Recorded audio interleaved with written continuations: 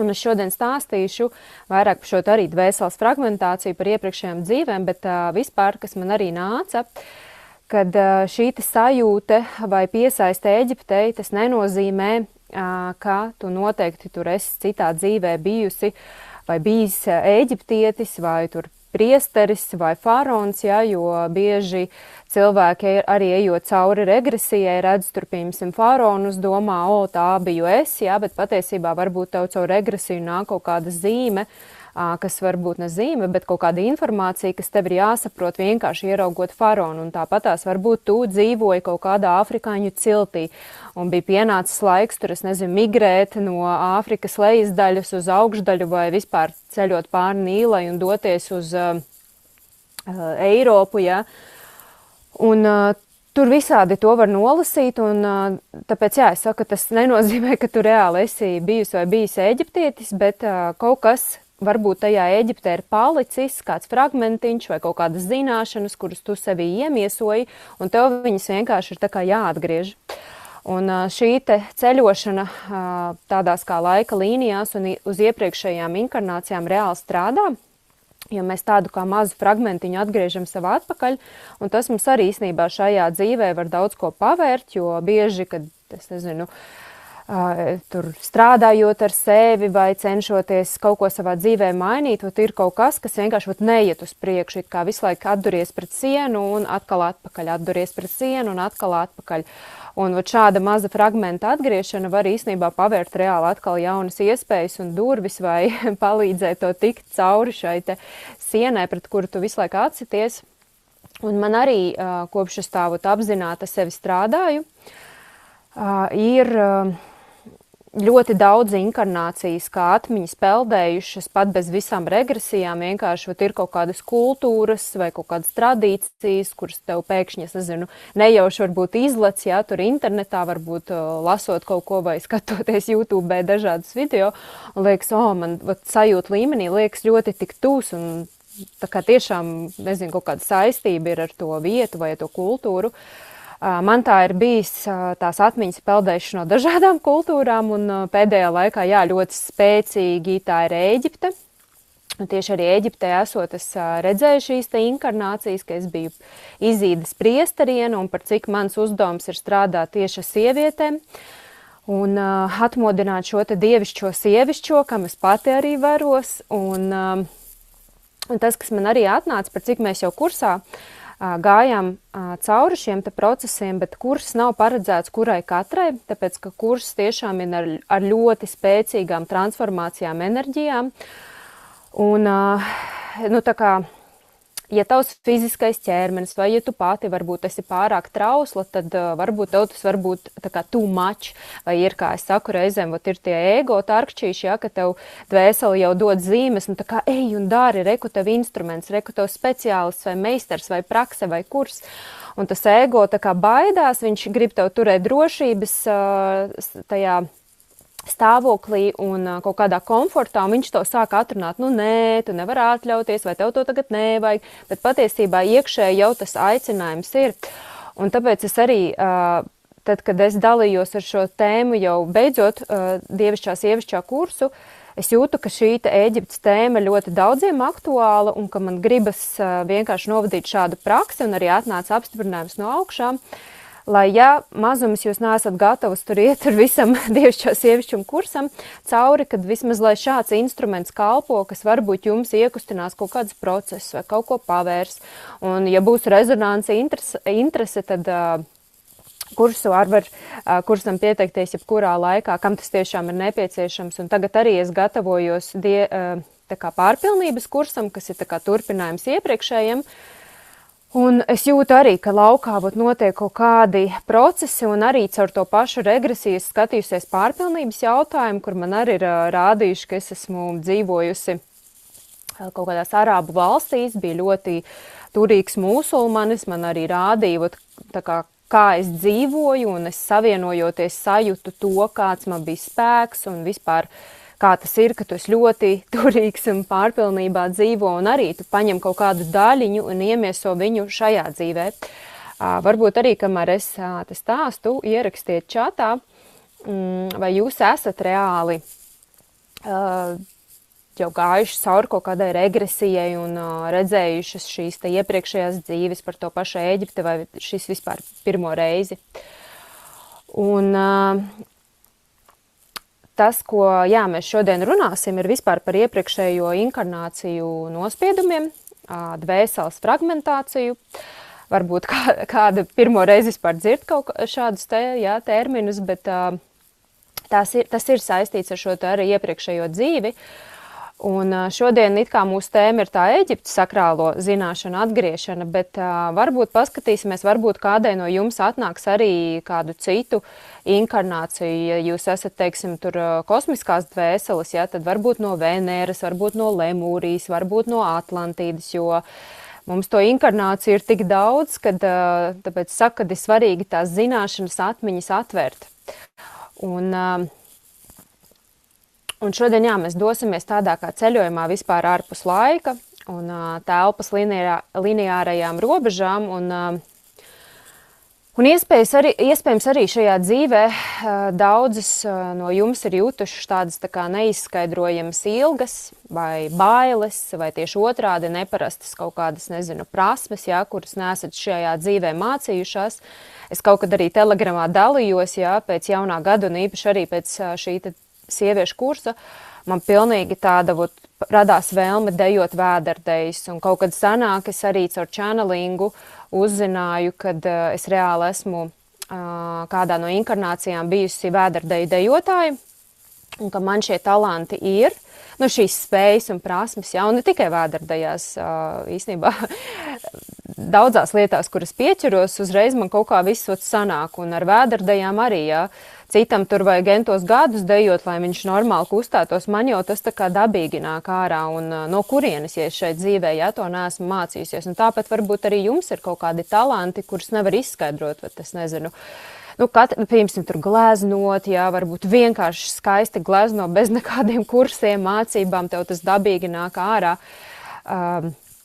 Vai kreatīvi, vai es nezinu, kādas fiziskas varbūt nodarbes, un tas ir tāpēc, ka mūsu dvēseles nesā sevīm 1000 gadu reāli senu pieredzi, un mēs nerunāsim tikai par pagātni, mēs runāsim par šo dvēseles inkarnāciju, un mēs arī bieži domājam, ka mēs vienkārši esam šis te ķermenis ar šī brīža vārdu un uzvārdu, bet patiesībā mēs esam, kā es mīlu teikt, ka es esmu multidimensionāla būtne, jeb es teiktu vienkāršos vārdos, ka mēs esam kā tāda daudzslāņaina kūka. Un zem šī dzīves slāņa slēpjas 1000 gadu sena vēsture, un dvēseles fragmentācija patiesībā ir iemesls, kāpēc mēs reizēm jūtamies varbūt tukšas, jo mēs vienkārši esam izmētājuši savu gaismu pa dažādiem gadsimtiem, un savukārt nospiedumi ir tā kā mūsu iekšējā programmatūra, un šodien mēs veiksim šīs programmatūras tā kā atjaunošanu, kā angliski bieži saka update, tā kā telefonam, kad ir updates, un pilnībā nomainās visas tur aplikācijas un funkcijas, tāpat arī mēs šodien strādāsim ar savu update. Un mēs paņemsim labākos talantus no tās pašas Ēģiptes, varbūt arī kādai atnāks, kā es teicu, cita dzīve, un dziedināsim tās daļas, kas vēl joprojām baidās mirdzēt. Un tad īsumā par to, kas tad vispār ir šī dvēseļu fragmentācija. Tad dvēseļu fragmentācija ir tāds aizsargmehānisms. Vienkārši iedomājies, ka tava dvēsele ir kā tāds, spožs spogulis, un brīžos, kad mēs piedzīvojam kaut kādu pārāk sāpīgu, traumatisku vai biedējošu situāciju, tas varbūt noticis pirms entajiem, 100 gadiem, šis spogulis vienkārši tā kā ieplaisā. Un kā tas notiek, tā kā sanāk, lai izdzīvotu, daļa no mūsu enerģijas atdalās un paliek tajā brīdī vai vietā, kur notika šis pārdzīvojums. Un tā paliek tā kā vienkārši iesaldēta tajā laikā. Kā tas varbūt izpaužas šobrīd, šajā inkarnācijā, šajā ķermenī. Tu vari justies tā, it kā tev trūktu dzīves prieka, it kā nebūtu, enerģijas, vai it kā tu nebūtu pilnībā šeit un tagad. Un tas ir, es nezinu, tā kā vadīt automašīnu, kurai trūks dažu detaļu, ja? Un caur regresiju vai caur laika līnijām mēs vienkārši skatāmies pagātni, bet mēs ejam, mēs nevis vienkārši skatāmies pagātni, bet mēs tā kā ejam pa šiem pazudušajiem gabaliņiem, lai tos paņemtu tā kā mājās un atkal kļūtu veselas. Un tad, kas ir inkarnācija nospiedumi? Ar ko tie atšķirās? Inkarnācija nospiedumi, tos vēl sauc par tādiem kā celulārajiem nospiedumiem. Tie ir enerģētiskie nospiedumi, un tie ir nospiedumi mūsu smalkajā ķermenī un šūnās, jeb DNS. Un pat, ja mēs neatceramies tur, es nezinu, faktus, ja, mūsu šūnas tāpatās atcerās sajūtas, un pozitīvie nospiedumi tie būtu talanti, ja, kā es teicu, ka pēkšņi tev ir tādas, nezinu, dabiskās dāvanas, kuras varbūt tu šajā dzīvē neesi atguvusi. Nezinu, pieņemsim, sieviete, man tā arī bija, ja, sieviete, kur nekad nav mācījusies dziedniecību, bet instinktīvi zina, kur pielikt rokas, ja. Citam tur jāiet uz dziedniecības kursiem vai uz reiki kursiem. Man tas vienkārši tā kā atnāk, ka es vienkārši zinu, kā vajag būt vai zinu, ko darīt, un es to nevaru izskaidrot. Nu, protams, varu izskaidrot, bet nu tā, neapzināti kā cilvēks, vēl gadus atpakaļ, pirms es vispār čanelēju, man arī bija visādas spējas, kuras es neapzinājos un no kurienes, ja. Un tad ir tādi tā kā ierobežojošie nospiedumi, kas ir tā kā bailes. Tās ir, pieņemsim, neizskaidrojamas bailes, tikpat labi bailes no augstuma, jā, kam tur klaustrofobija, bailes runāt publiski vai bailes izrādīt savu spēku. Jā. Daudzām varbūt īpaši sievietēm tur no citām inkarnācijām ir palicis tas pats raganu medību nospiedums, jā, kuru dvēsele atceras, kad pēdējo reizi, kad es biju tik spēcīga, tas beidzās slikti, vai man tur sadedzinājusi sārta vai pakāra vai nocirta galva. Un īstenībā daudzām sievietēm ir šis te nospiedums, kur varbūt sieviete bija pārdabiskām spējām, un tur viduslaikos, nezinu, uzreiz sievietes dēvēja par raganām, jā. Un tad tas mērķis ir tā kā atpazīt šos te nospiedumus, ja nospieduma nozīme un saprast, ka šīs bailes nav tavas.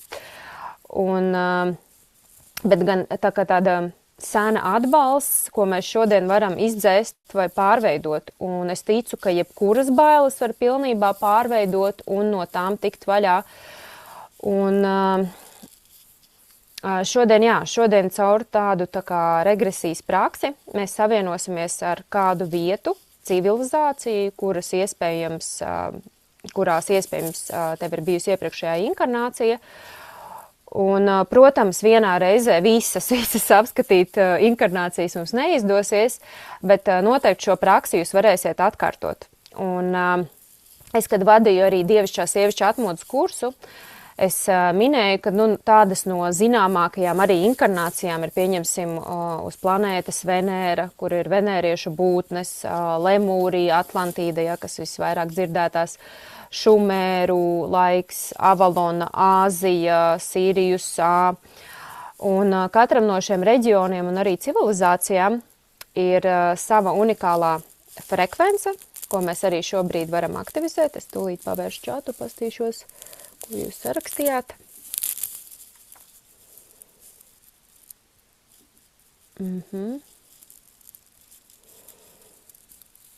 Jā. Jā, mums te meitenes dažas raksta, ka vispār nav nekad bijušas, skatījušās iepriekšējās dzīves, dažas ir. Tā kā jā, galvenais arī tam baigi tur nepieķerties vai nav jābaidās no tā, tas ir vienkārši tā kā, es nezinu, kā tu būtu arī reizēm.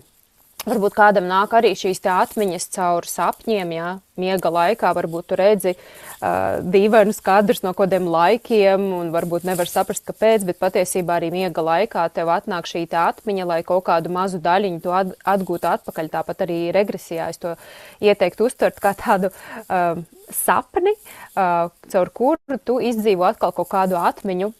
Bet galvenais arī emocionāli baigi nepieķerties, ka tikai tā bija un ir tikai svarīgi mazu detaļiņu paņemt un atlaist to un viss. Un kā mēs zinām par to pašu Ēģipti, ja, kad Ēģiptē vispār bija ļoti daudz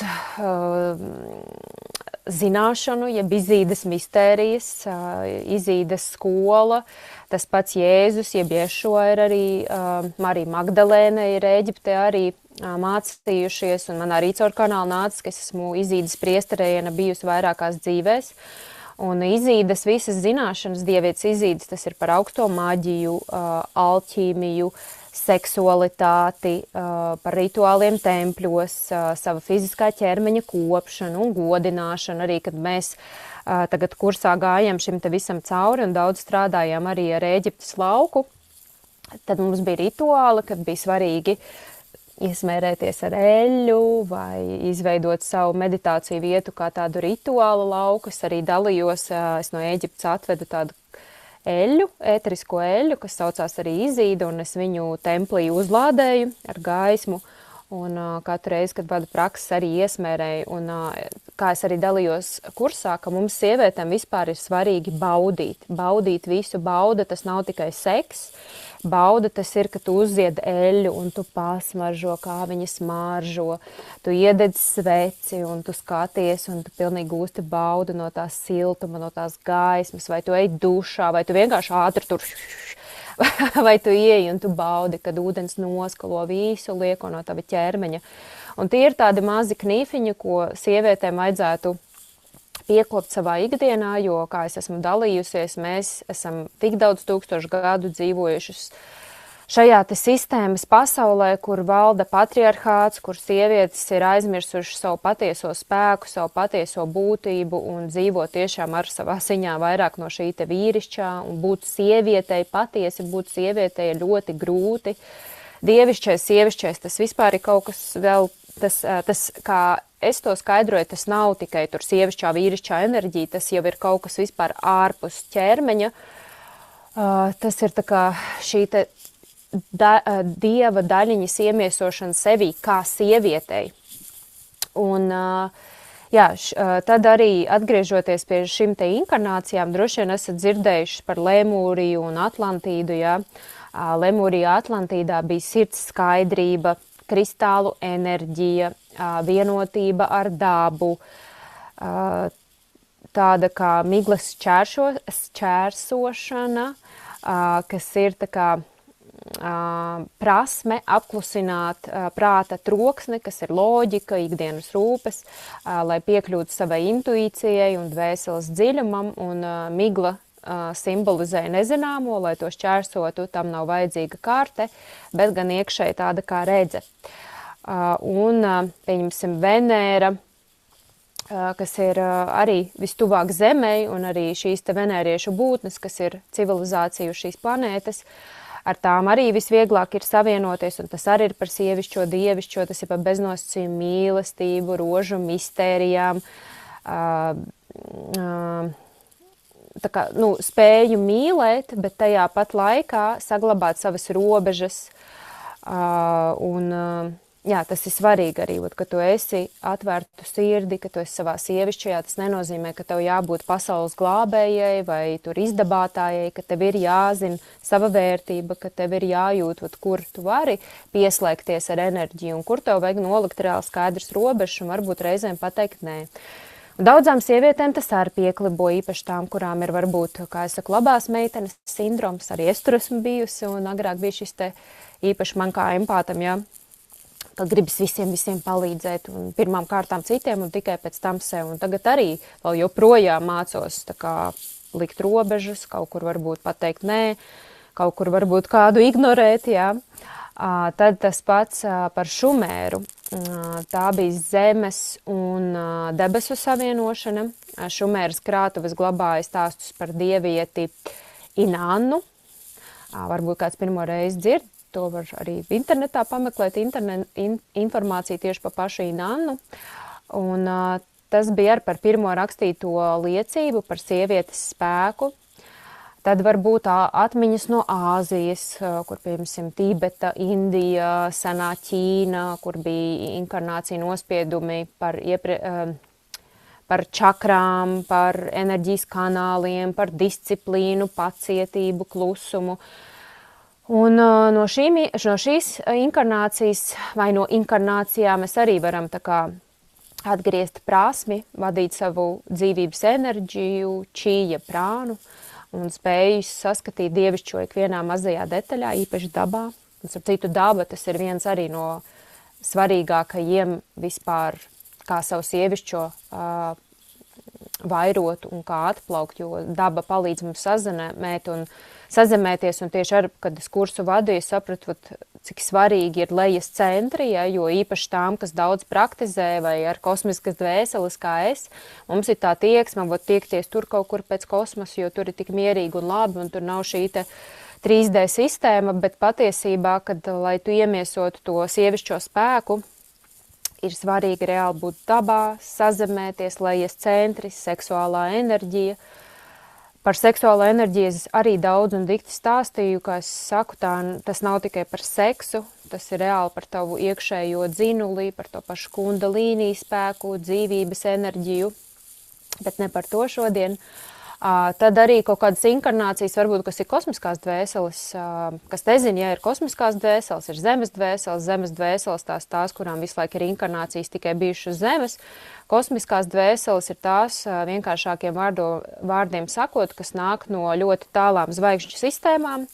Viņām nav bijušas zemes pieredze, bet, piemēram, man arī kā kosmiskai dvēselē, man ir bijušas vairākas inkarnācijas uz zemes, bet man tāpat šī visa sistēma un zemes dzīve nav līdz galam saprotama, un kā es esmu arī dalījusies, sanāk, kad ir kaut kādas lietas, kā man liekas, ka vajag būt citādāk, un es nevaru izskaidrot, no kurienes šīs zināšanas ir. Agrāk nevarēju, tagad var izskaidrot, bet tu dzīvo kaut kādā sistēmā, kura vispār iet pretrunā ar tavām iekšējām dvēseles kaut kādām vērtībām, un man tā ir bijis no bērnības, un tad jā, šādām dvēselēm var būt atmiņas par inkarnācijām no Sīrijus A, no Andromēdas, no Plejādēm, jā, kas ir kaut kāds kosmiskais viedums, jeb zvaigžņu sēklu izcelsme, sakrālie kodi, gaismas valoda. Un šodien arī mēs neskatīsimies tādu tā kā kino, ja mēs iesim šajās inkarnācijās, lai reāli paņemtu savu tādu kā zobenu, savu kausu un ar savu kroni, ko esam tur atstājušas. Un īsumā vēl, kā vispār varbūt atpazīt savas dvēseļu mājas, pieņemsim, ja tu esi zvaigžņu sēklu dvēsele, jeb to arī angliski man patīk nosakums starseed dvēsele, kas nāk, pieņemsim, no citām, kā es teicu, zvaigžņu sistēmām, jo tā paša Sīrijas A vai tur Andromēdas vai Plejādēm, tad zvaigžņu to sistēmu ļoti daudz. Un arī bieži, kad cilvēki nāk uz konsultācijām, ja, tur var pajautāt, no kurienes es nāku, ja, kāda dvēseles tur esmu. Bet varbūt tā, ka tev ir bijušas arī pieredzes citās zvaigžņu sistēmās, un nav tā, ka tu esi reāli plejādietis, ja, ka varbūt tev ir bijusi inkarnācija gan plejādēs, gan tur Arktura sistēmā, vai tur Lairans, latviešu tievus, lai līriešu civilizācijā, vai tur, es nezinu, vēl kaut kādās kosmiskās, kad ir daļiņa pieredzēta gan tur, gan tur.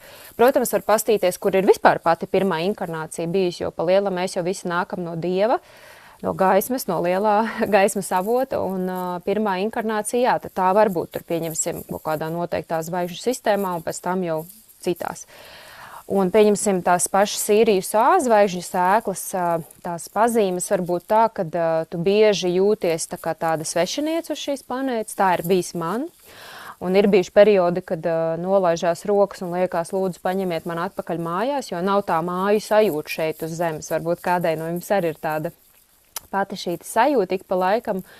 Un iespējams, ka tev ir ļoti augsti tā kā standarti pret sevi un pasauli. Tev iespējams piemīt ļoti spēcīga interese par kvantu fiziku, svēto ģeometriju vai kaut kādām ārpus dimensiju tehnoloģijām, un tā dvēseles dāvana varētu būt spēja redzēt tā kā tādu kobildi, kā es teicu, ja, kad es zinu, kā vajadzētu būt, es varu pastīties no malas, un nezinu, vai kaut kāda nestandarta risinājumi, jā. Un plus šādas dvēseles biežāk ir ar ļoti augstām vibrācijām. Un pat varbūt tā, ka vienkārši ar tavu esību tu jau iekustina procesus telpā vai citiem cilvēkiem, ar kuriem esmu iedarbībā, pat to nekontrolējot. Tad pieņemsim Venēra, kas ir vistuvāk Zemei. Tā ir mīlestības planēta, un tās pazīmes var būt, kad varbūt tev patīk viss, kas ir estētisks un skaistums, ir tavs izdzīvošanas jautājums. Tu, nevari ciest tur, strādāt vai dzīvot neglītā vidē, tu pievērs uzmanību visām detaļām. Tev ir izteikta vēlme pēc harmoniskām attiecībām. Un tu dabiski pievelc cilvēkus ar savu magnētismu un tā dvēseles dāvana. Vienkārši māksla baudīt dzīvi, spēja dziedināt ar maigumu un beznosacījumu mīlestību. Tad, ja ir bijuši tur iepriekšējās dzīves, piemēram, Ēģiptē, tad tās pazīmes tev ir, neizskaidrojama vilkme pret rituāliem, eļļām, vīrakiem, simboliem, protams, pret pašu Ēģipti, piramīdām. Varbūt tu jūti, neizsakāmu tādu vēlmi izzināt nāves jautājumu un augšām celšanos, vai tur, kā tas... ilgmūžību pieņemsim, vai vispār darbs ar mirušo dvēselēm, vai tur darbs caur sapņiem. Un iespējams, ka tās tavas dāvanas ir, pieņemsim, zināšanas par enerģijas transformāciju, alķīmiju, spēcīga manifestācijas spēja. Es kaut kur arī dalījos, kad es lidoju uz Ēģipti. Es atkārtoti paņēmu līdzi grāmatu Magdalēnas manuskripts. Varbūt esat dzirdējuši par šo te grāmatu. Hora alķīmija un Izīdas seksuālā maģija. Un vispār eģiptiešu dievietes bija viena no pirmajiem, kas manā laukā, ar kuriem es savienojos sen atpakaļ, kad es vispār sāku čanelēt. Es pat nezināju, kas tie pa dieviem, par Izīdas bija dzirdējis, bet tur Horus, Sehmet, vispār vienkārši sāka nākt šie te dievi un dievietes. Un šajā grāmatā, Magdalēnas manuskriptā, principā rakstīts par to, kā Marija Magdalēna caur šo te Izīdas priesterienu skolu bija apguvusi un saņēmusi dažādas iniciācijas, un viņa palīdzēja tā kā Ješo, jeb Jēzum, sagatavoties nāves iniciācijai, un tur tieši bija šī te hora alķīmija, Izīda, šīs te visas zināšanas. Tā kā iespējams ar kādā dzīvē tu biji Izīdas, tur priesteriene un apguva kaut ko, vai varbūt bija faraons, vai varbūt, kāds arhitekts. Un tad arī tā pati Avalona. Avalona arī tā ir saistīta cieša saikne ar mēnesi cikliem. Es zinu, ka arī Ješo ir Avalonā bijis, vispār daudzās vietās, arī, man liekas, Āzijā ar viņš mācījās. Un, ja tu esi, teiksim, tavā atmiņas nāk no Avalonas, tad tas iespējams tu jūti baigo saikni ar dabas elementiem, ūdeni, uguni, zemi, gaisu, tevī mīt, rūnu vai taro intuitīvā sapratne, tu jūti skumjas par zudušo paradīzi, tās dvēseles dāvanas var būt ļoti spēcīga intuīcija, spēja izšķirt miglu, ko es iepriekš minēju, ka tu vienkārši redzi cauri ilūzijām. Tad tā pati dabas dziedniecība, izmantojot dabas augus. Tad Lemūrija un Atlantīda, kas ir, man liekas, tādas arī dzirdētākie vārdi, tad par Lemūriju varbūt tu mīli, okeānu, vaļus, delfīnus, kas ir arī ļoti augstu vibrāciju būtnes un citas dimensijas vispār apziņas, lai gan viņi uz zemes ir. Tava sirds ir ļoti atvērta, jūtīga. Atlantīdā atkal tevi varbūt ļoti interesē kristāli. Man tieši ir Lemūrijas kristāls.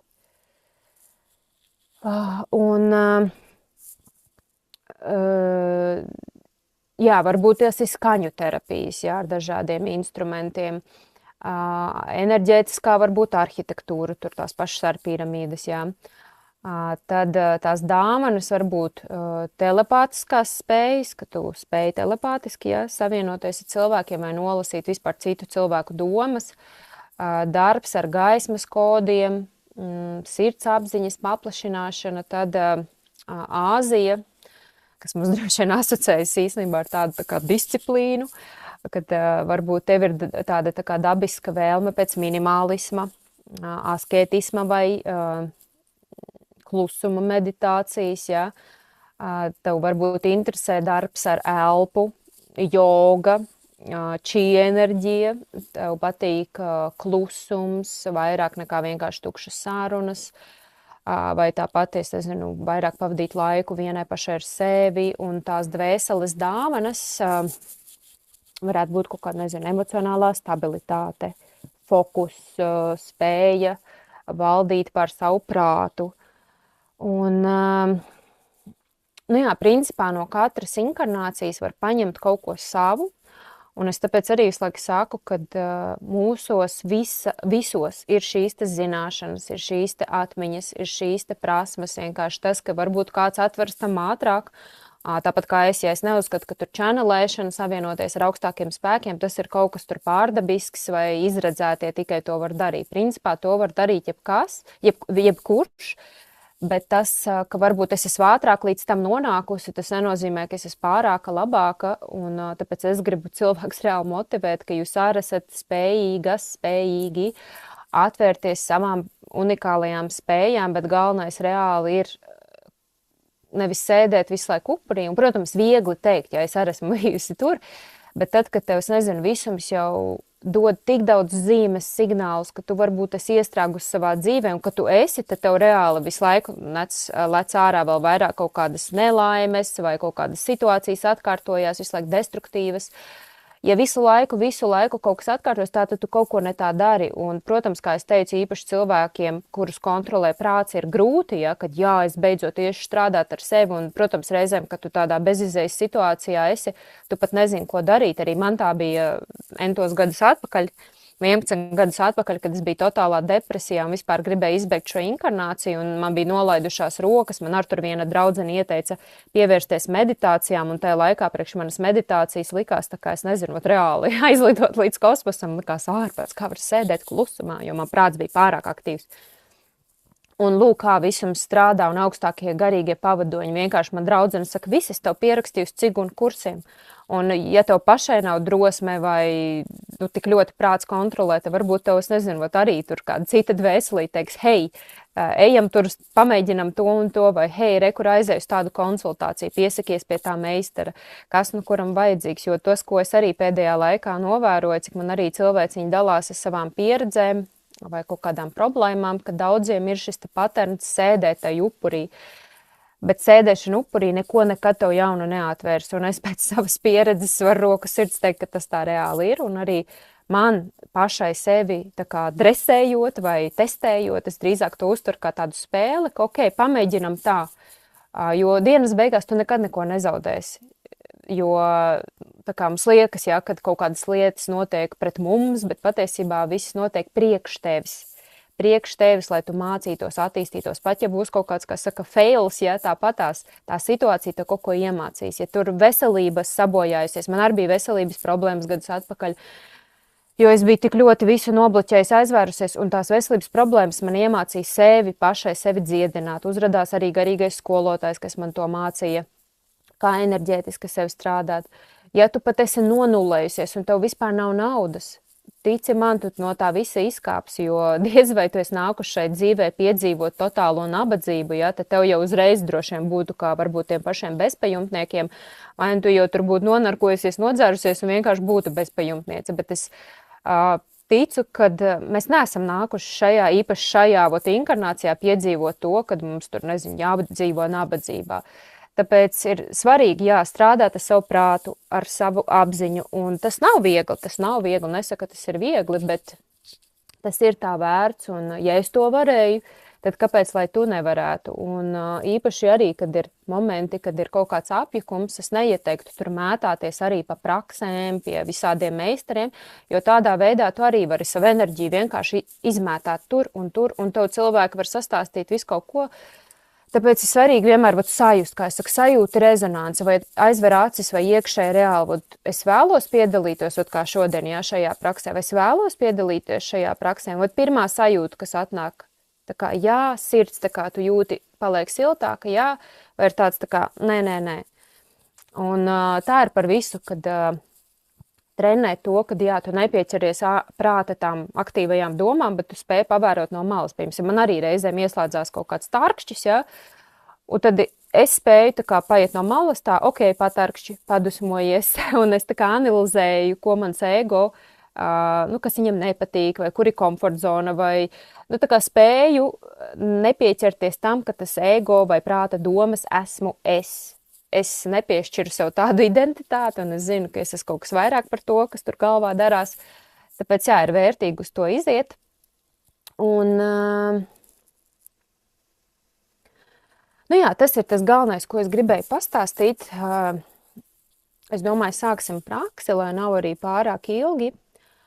Un tas, ko es jums gribētu aicināt, jūs vienkārši ieņemat ērtu pozīciju, ne pozīciju, vienkārši sēdu stāvoklis, ieteiktu sēdēt, bet tā, lai ir ērti, kājas uz zemes, nav obligāti lotus pozā jāsēž, un tad es ieteiktu sagatavot ūdens pudeli vai glāzi ar ūdeni, jo ūdens uzlādē arī, kad es vadu prakses, šo te dziedinošo enerģiju. Un pēc tam, pēc praksēm vienmēr iesaku ļoti daudz dzert, lai arī ķermenis tā kā no visa liekā attīrās. Un pēc prakses es vienmēr arī esmu pateicīga, ja dalaties, kā bija, ko jutāt, ko redzējāt, un arī tie procesi.